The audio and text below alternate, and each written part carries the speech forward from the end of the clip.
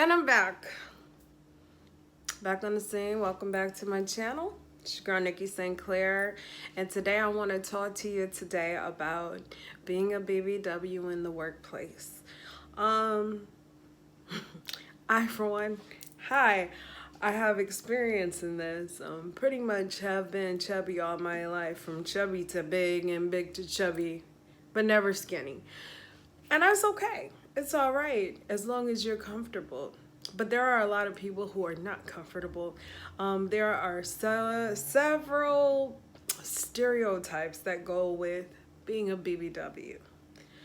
There are several stereotypes of being a black BBW in the workplace.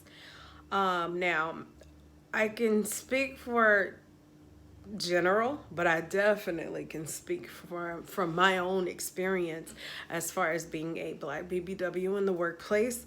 For the most part, I work in sort of a customer service type of field. One thing that I do find is with working with customers, they have a tendency to be a lot more, I don't know, I would like to say a lot more nicer. Of course, you do run into your people, when they can't get what they want or you can't give them what they want due to the policies. And you're working, of course, within your means.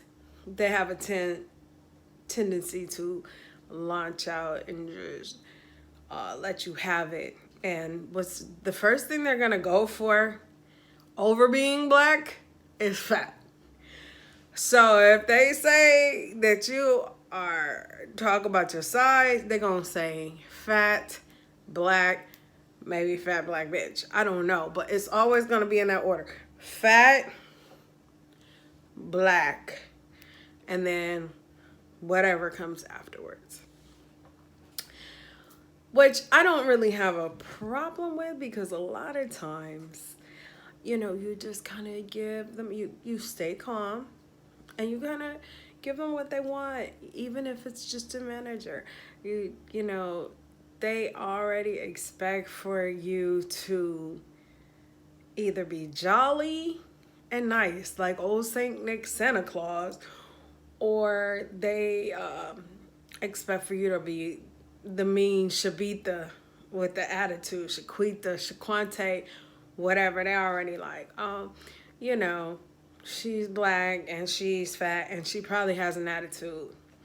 A lot of people, they assume that because you are overweight and black that you have an attitude. Some feel like you're sassy, like you're just this diva, and that you're stuck up and you have a false sense of confidence. Some feel like you're jolly and nice and stupid because, unfortunately, like if you watch TV, right, and you see like a fat security guard and like he's all slothful or he's asleep and not paying attention to what's going on. The sly, cunning, I don't know, fucking convict can sneak by him and get the jewelry that's on display in a museum or something because he's an oaf. Basically, he's an overweight oaf, and he is, just not the sharpest knife in the drawer. And a lot of times, people, they tend to assume that about you, or they'll already be in defense mode, like, girl, you know what I'm saying? And they don't even know you, know nothing about you. But I get a lot of customers that want to come at me like that. This is what you're reading about me? Like, this is how you think, this is how you pick up on me. You totally assume this is my language and you're speaking my language to me. Let me tell you something. You don't know me. You don't know anything about me. You don't know where I graduated from, where I grew up, nothing. But you automatically assume because I'm black and I have a weave and some nails and some lashes, I'm a, okay, girl, yeah, girl. We're not all like that. Okay. Now, can I be like that? Can I act that way? Yeah, of course. I can act that way. I can act that way about my friend, around my friends, if I want to play that up. Um, however, that's not me, but they automatically assume that you're either that way, or a lot of times they feel like anytime you don't give them what they want, you must be angry with your life. And you're angry because you're fat. And you're fat because you're angry. And although I don't know who's to say, it might be true, it might not be true, but in some cases to people, but these are assumptions that people feel when they see like an overweight woman in the customer service field. I take pride in my appearance. I love to spray my Chanel perfume. I love to have my face beat. I keep lip gloss on, if not lipstick. And I feel that I do go above and beyond because people do. They judge you based on how you're looking.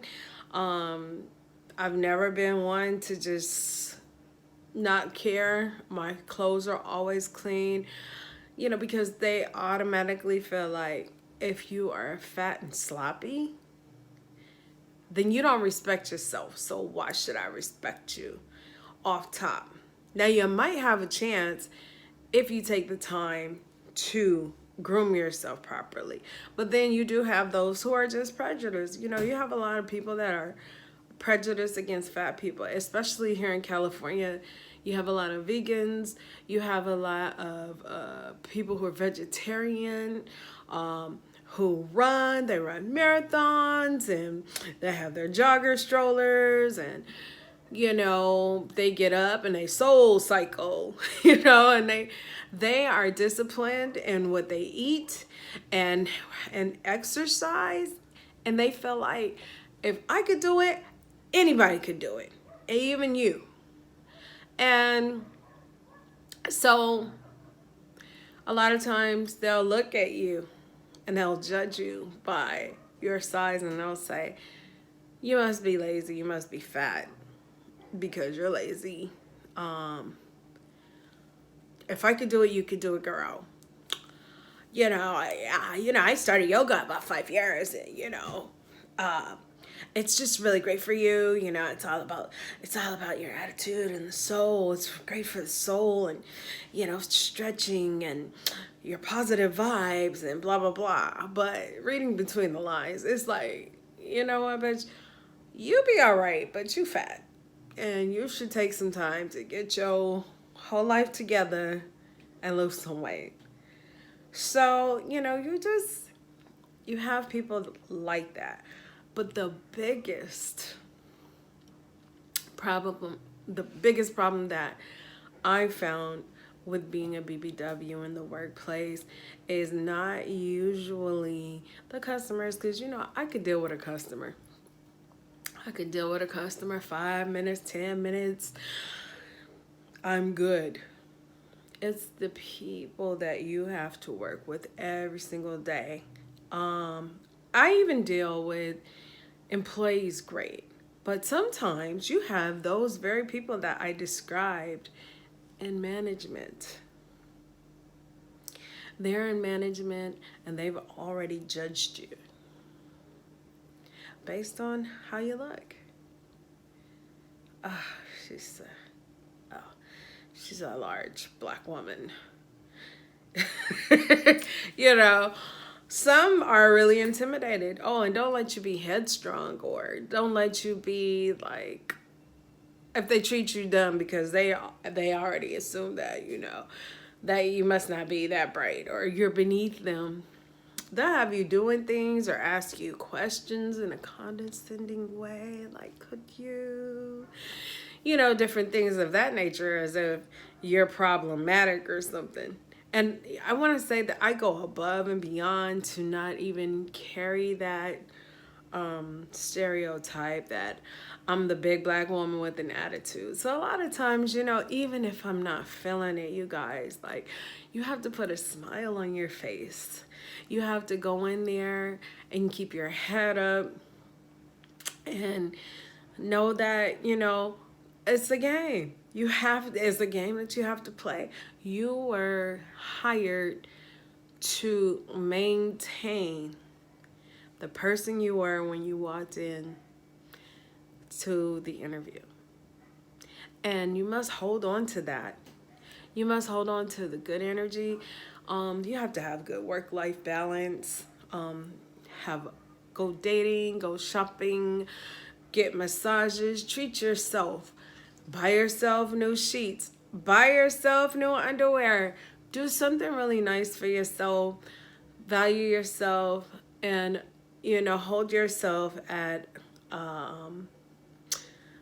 at a level, and get your own. You have to have confidence being in there, because they will try you.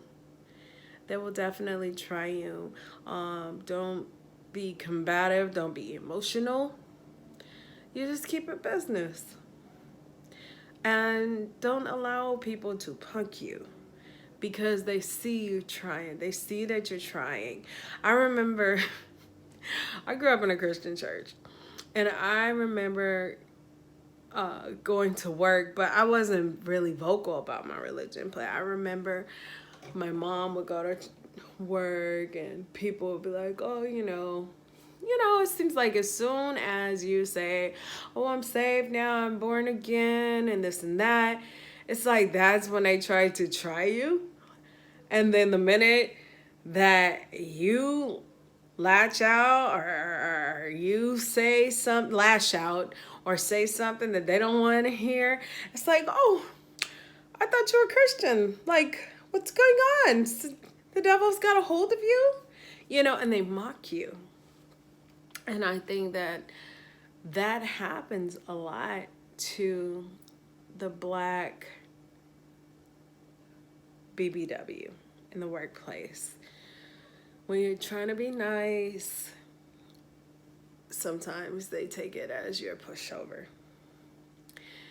And the minute that you try to stand up for yourself, you're the big black bitch with the attitude.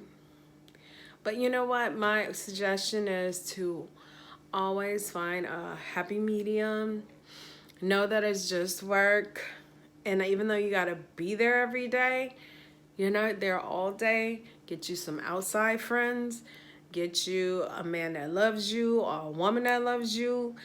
And find some hobbies, and just leave all of that shit at the time clock when you're clocking out.